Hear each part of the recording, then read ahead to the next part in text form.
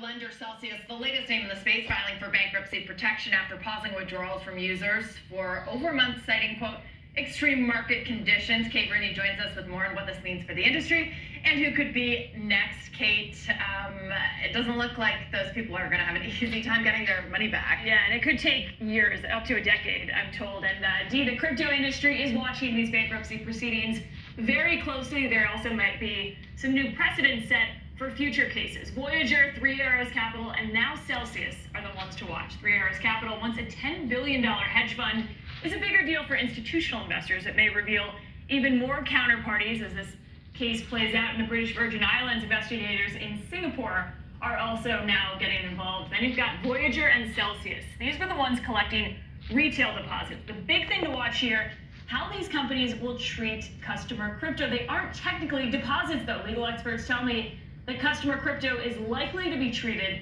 as an unsecured loan or a loan without any collateral.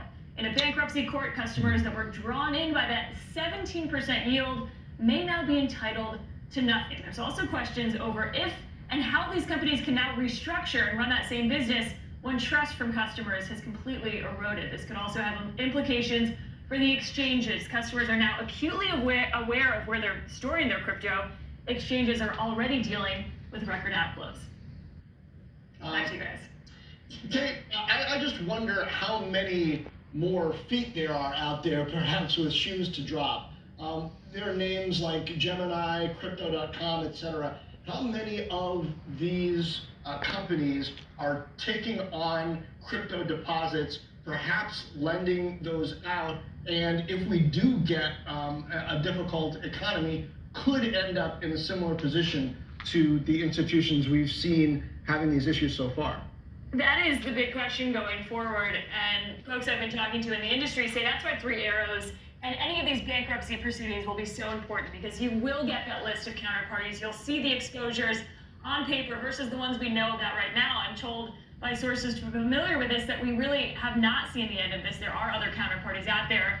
It's too soon to tell if these are whales and really big, impactful companies that would impact the industry. The other thing to watch is Bitcoin prices. So one of the reasons this whole thing has played out is because of that lending market you mentioned and margin calls. So if Bitcoin falls to say 15,000, 12,000, that's really what you've got to look for other margin calls to come in and some of this cascade effect we've seen. So Bitcoin prices really do have an impact here, and that would be the other thing to watch. And Kate, when you say that retail investors now, they're so acutely aware of where their Bitcoin is actually being held, right? A lot of them would rather just put it under the mattress, so to speak, take it off an exchange or a crypto wallet and hold on to it themselves on a hard drive or something, right? Yeah, that's been one of the big implications. If you think about an exchange like Coinbase that really relies on customer deposits, if you're not an active trader and you're holding this for the long term, that has been one of the outcomes that people are now saying, if I don't own my crypto in the event of a bankruptcy, it might be a small sort of black swan event as you would think about it, but it is a possibility. People are taking those off of exchanges, although it is difficult to do and you've got to pay fees